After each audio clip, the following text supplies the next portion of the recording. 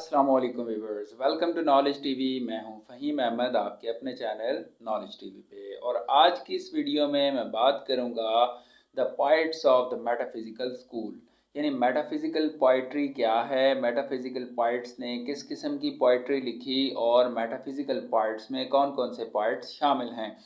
उन पोइट्स के major works को भी डिस्कस करेंगे, उन पोइट्स के बारे में भी जानेंगे और किस तरह से उन्होंने किस किस अंदाज में काम किया और किस किस लिहाज से वो मेटाफिज़िकल पोइट्री के अंदर इम्पॉर्टेंट हैं।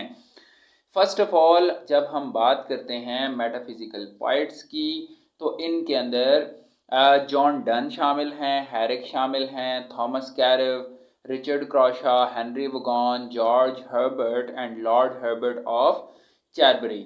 तो ये लोग इसके अंदर शामिल हैं, इस ग्रुप के अंदर, जो कि मेटाफिज़िकल स्कूल कहलाता है। इस ग्रुप का जो लीडर है मिस्टर जॉन डन, जो स्टार्ट में आप देख सकते हैं उनकी इमेज। तो ये जॉन डन जो है, इनको इस ग्रुप का जो है वो बानी कहा जाता है।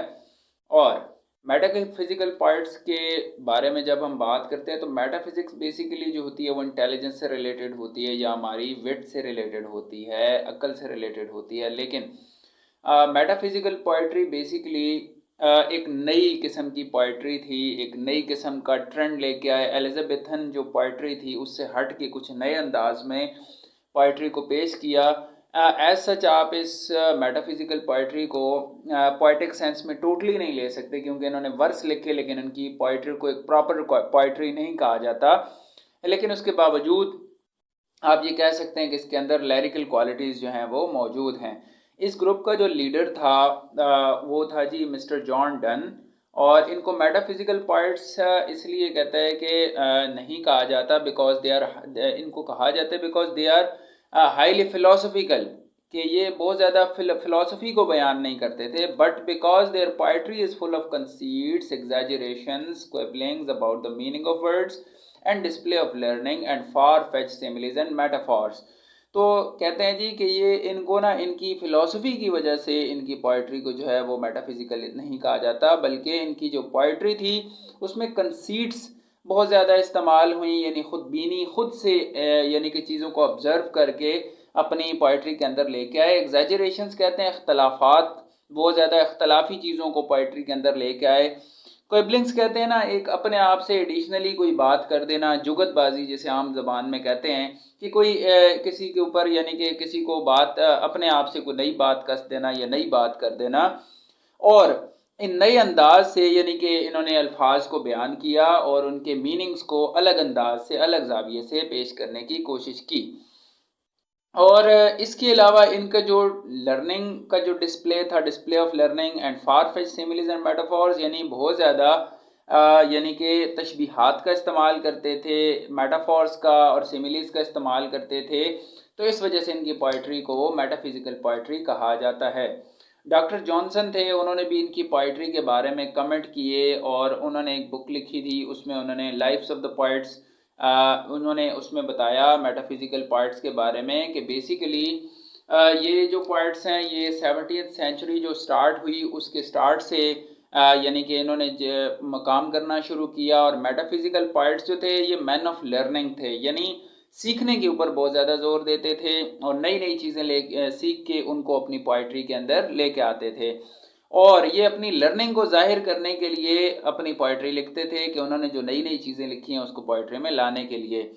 ठीक है, इसके बाद यहाँ पे बात हो रही है जी कि मेटाफिज़िकल पोइट्स जो थे ये बड़े ऑनेस्ट, यानी जो चीज़ जैसे फील करते थे वैसे ही अपनी पोइट्री के अंदर लेके आते थे, ओरिजिनल थिंकर्स थे। और इन्होंने कोशिश की एनालाइज करने की, लोगों के फीलिंग्स को खुद से, एक्सपीरियंसेस को खुद से, और लव का जो एक्सपीरियंस था उसको भी खुद से एक्सपीरियंस करके खुद पोइट्री के अंदर लेके आए। जैसे कि आप जॉन डन को पढ़े ना, तो उसकी मेटाफिज़िकल पोइट्री को, तो बिल्कुल वो एक इमेजिनेटिव किस्म की पोइट्री है। ठीक है, इसके अलावा इनको ना लाइफ की जो रियलिटीज़ थी उनके बारे में पता था, और ये डेथ के बारे में भी जानते थे, और हेल वगैरह के कॉन्सेप्ट्स भी इनके यानी कि थे, बरियल के बारे में, इन सारी चीज़ों के बारे में भी इनके इनके इनके हाँ जो है वो टॉपिक्स मिलते हैं। तो इसके अलावा कहते हैं कि इन्होंने उम्मीद तो ये की कि इमॉर्टैलिटी के हवाले से, कि ये कभी मरेंगे नहीं, लेकिन ये इनको ये भी पता था, कॉन्शियस थे, कि आखिरकार जो है वो death is death is also part of our life.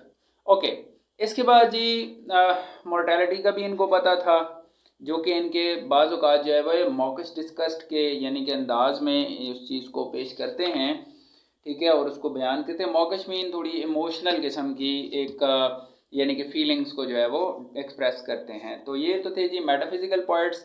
अब हम यानी कि अलग अलग से इनको डिस्कस करते हैं।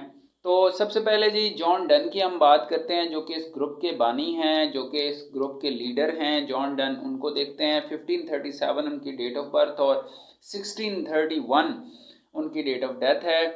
और जॉन डन जो है ये लीडर थे मेटाफिज़िकल पोइट्री जो है उसके।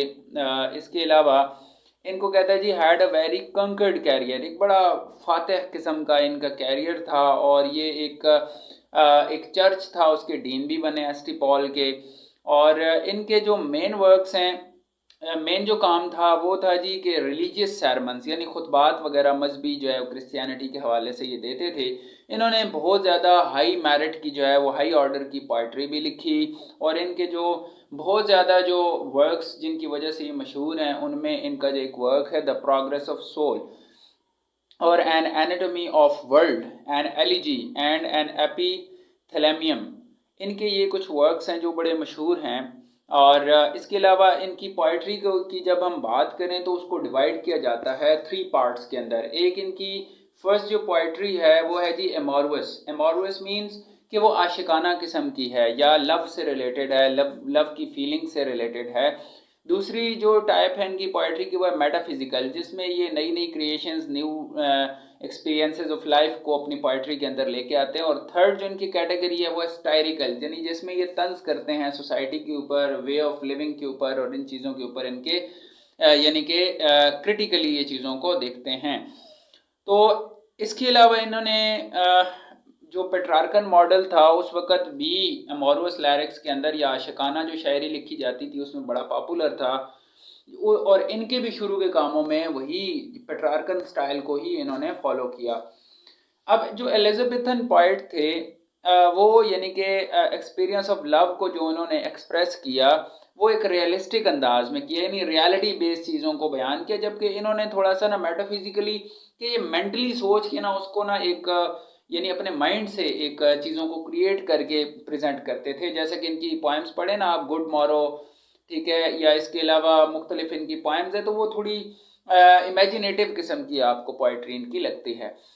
इनकी जो मेटाफिजिकल और स्टायरिकल वर्क्स हैं जो कि बहुत ज़्यादा इनकी पोइट्री का हिस्सा हैं, बहुत ज़्यादा यानी कि इस तरह के इन्होंने काम किए, वो उनके बाद में लिखे गए। द प्रोग्रेस ऑफ सोल और मेटाम्साइकोसिस जो इनके वर्क हैं, कि जिसमें डन ने जो है वो pursues the passage of soul through various transmigration, यानी कि हमारी रूह जो है वो मुख्तलिफ़ किस्म की चेंजेस से गुज़रती है, मुख्तलिफ़ किस्म की शक्लों से गुज़रती है।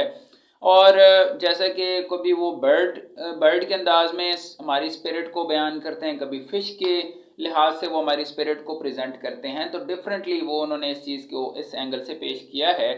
वो इनकी बड़ी फाइन इलस्ट्रेशन है मेटाफिजिकल, यानी अब ये चीज़ें देखें थॉट से, सोच से ये चीज़ें बनती हैं, या इन चीज़ को आप जैसे कह लें कि फिक्शनल काइंड ऑफ थिंग्स हैं जो मेंटली बनाई जाती हैं, या मेंटली जो इंसान अपने माइंड में क्रिएट करके उनको पोएटिक फॉर्म में लेके आता है। तो इस वजह से ये बहुत ही इंटेलिजेंट भी कहा जाता है इन पोइट्स को, और इमेजिनेटिव भी कहा जा सकता है। और इनकी एक बड़ी अच्छी जो इलस्ट्रेशन है इनके स्टायर के अंदर नज़र आती है, तंज के अंदर नज़र आती है। 4 satire describing the character of a bore, they were written in rhymed couplet, यानी राइम्ड कपलेट में इन्होंने एक कैरेक्टर ऑफ बोर जो है उसके ऊपर ये लिखा, जिसमें यानी कि and influenced both Dryden and pope, और इन्होंने इन्फ्लुएंस भी इनका था ड्राइडन के ऊपर भी और पोप के ऊपर भी। हमने बात की जी जॉन डन की, और जॉन डन के बारे में हमने डिटेल से जाना। हैरिक जो हैं ये 1591 से 1674 इनकी लाइफ स्पैन है। इन्होंने भी एमोरवस वर्क्स लिखे, यानी आशिकाना किस्म के वर्क्स लिखे, as well as religious works, मजहबी काम भी लिखे। But it is on account of the poems of the former type love poems, यानी जो इनकी लव टाइप पोएम्स है ना, उनकी वजह से इनको जो है वो फॉर विच इज़ फेमस, यानी बहुत ज़्यादा मशहूर हैं। इनको यानी कि he has much in common with the Elizabethan song writers, Elizabethan age के जो सॉन्ग राइटर्स थे वो और इनके वर्क्स कुछ मिलते जुलते काम हैं। रिलीजियस वर्क्स भी इन्होंने लिखे। Herrick is included in the metaphysical school of done, यानी जॉन डन के स्कूल में भी इनको शामिल किया जाता है, या इस किस्म की थिंकिंग्स में भी इसको शामिल किया जाता है। इसके बाद हमारे पास थॉमस कैरेव। थॉमस कैरेव जो है बेसिकली 1598 से 1639 इनका लाइफ स्पैन है। इनके ऊपर डन का बहुत ज़्यादा, सबसे ज़्यादा स्ट्रॉन्ग इन्फ्लुएंस इनके ऊपर नज़र आया, और इनको ना फाइनेस्ट लैरिक राइटर कहा जाता है ऑफ दी एज, यानी अपने दौर के सबसे ज़्यादा फाइन लैरिक्स लिखते थे, जिनमें बहुत ज़्यादा रवानी और बहुत ज़्यादा यानी लैरिकल क्वालिटी बहुत ज़्यादा इनकी वर्सेस के अंदर मौजूद होती थी।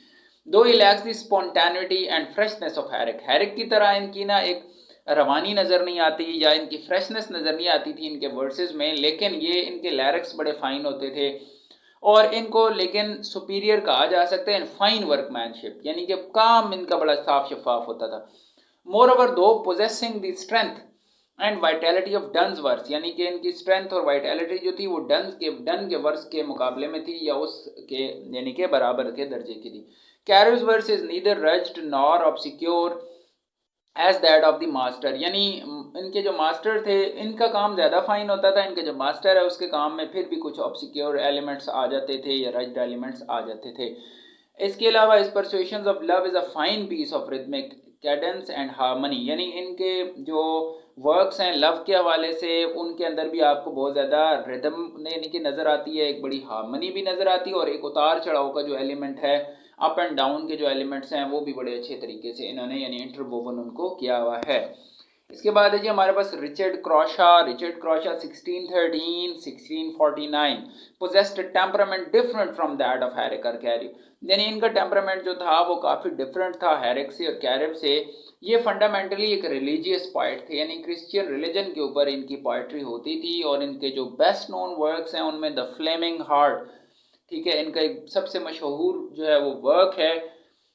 हालांकि वो इतना इमेजिनेटिव नहीं है, चूंकि ये मेटाफिजिकल पार्ट्स हैं, ये इमेजिनेशन से एसोसिएटेड हैं, तो इनके वर्क्स थोड़े ज़्यादा इमेजिनेटिव नहीं है than Herrick, and intellectually inferior to Carew, और कुछ इंटेलेक्चुअली आप कह सकते हैं कि थोड़े इन्फीरियर हैं कैरिव से। At times Crashaw reach the heights of rare excellence in his poetry, यानी बड़ी हाइट पे पहुंच जाते थे अब जब वो पोइट्री लिखते थे, एक बड़ी रेयर एक्सीलेंस से मुराद है कि जहाँ पर बाकी कोई नहीं पहुंच सकता था वहाँ पर इनकी यानी कि पहुंच जाते थे। हेनरी वॉगन की अगर हम बात करें 1622 to 1695, दो मैस्टिक लाइक क्रॉशा, यानी भी थोड़ी सूफियाना किस्म की शायरी थी, रिलीजन के ऊपर थी क्रॉशा की तरह, लेकिन ये क्या थे कि सेक्रेड वर्ड्स के ऊपर यानी कि काफ़ी ज़्यादा लिखते थे, as well as secular word, secular चीज़ों भी लिखते थे, यानी रिलीजन के साथ भी एसोसिएटेड थे और सेकुलर भी थे। दो lacking the vigour of Crashaw, यानी क्रॉशा की तरह विगर तो इनकी पोएट्री में नजर नहीं आती। Vaughan is more uniform and clear, tranquil and deep, बहुत ज़्यादा यानी पुरसकून किस्म की, डीप किस्म की, क्लियर किस्म की और यूनिफॉर्म किस्म की पोइट्री जो है वो हेनरी वॉगन की नज़र आती है। नेक्स्ट हम बात करते हैं जॉर्ज हर्बर्ट की। 1593 to 1633 is the most widely read of all the poets belonging to the metaphysical school। जितने भी हम मेटाफिजिकल स्कूल के पोएट्स की बात करें डन के अलावा, तो उनमें सबसे ज़्यादा जो पढ़ा गया वो जॉर्ज हर्बर्ट को पढ़ा गया। किस वजह से कि कहते हैं कि this is due to the clarity of his expression, यानी बड़े इनके जो एक्सप्रेशंस होते थे ना वो बड़े क्लियर होते थे, बहुत ज़्यादा क्लैरिटी का यानी क्लैरिटी का एलिमेंट था इनके वर्सेस के अंदर, बड़े फाइनली लिखा हुआ होता था। And the transparency of his conceits, बड़े ट्रांसपेरेंट कंसीट्स का इस्तेमाल करते थे। In his religious verse there is a simplicity as well as natural earnestness, यानी एक तो सादगी होती थी बहुत ज़्यादा इनके रिलीजियस वर्स में, और एक अर्नेस्टनेस मीन एक बहुत ज़्यादा अट्रैक्टिव, यानी कि नेचुरली अट्रैक्ट करते थे आपको, mixed with the didactic strain. There is also a current of quaint humour in his poetry, यानी इनकी पोइट्री में बहुत ज़्यादा ह्यूमरिक एलिमेंट्स जो हैं वो भी आपको जो है वो मिल जाते हैं, और यानी कि काफ़ी ज़्यादा जो है वो इनकी अट्रैक्टिव जो है वो पोइट्री थी। डाइडेक्टिक यानी इबरत आमेज किस्म के, यानी चूंकि रिलीजन से लिखते थे तो रिलीजन जो है वो इबरत के एलिमेंट्स के ऊपर भी आ जाता है, और क्विंट ह्यूमर से मुराद होता है अजीब व गरीब किस्म का मजाक और अजीब व गरीब किस्म के अंदाज से यानी कि ये चीज़ों को लेके आते थे।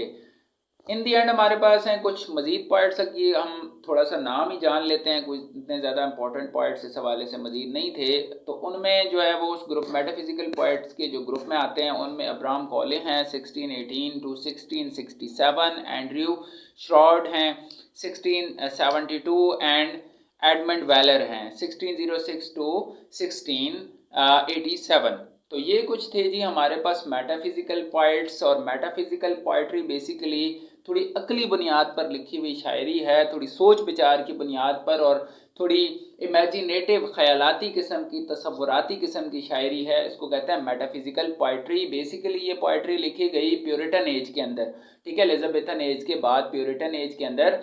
नेक्स्ट वीडियोस में मैं प्यूरिटन एज को भी डिटेल में डिस्कस करूंगा, प्यूरिटन पोइट्स को भी डिस्कस करूंगा, जो कि प्यूरिटन पोइट्री जो है वो डिवाइडेड है 3 ग्रुप्स में, उन 3 ग्रुप्स को भी डिस्कस करूंगा। आपने नॉलेज टीवी को सब्सक्राइब करना है, चैनल के साथ जुड़े रहना है और यानी कि वीडियोस को मुकम्मल वॉच करना है ताकि मज़ीद इस तरह की वीडियोस पीरियोडिकली आप लोगों के लिए लाई जा सकें। वीडियो को वॉच करने का बहुत शुक्रिया। अल्लाह हाफिज़।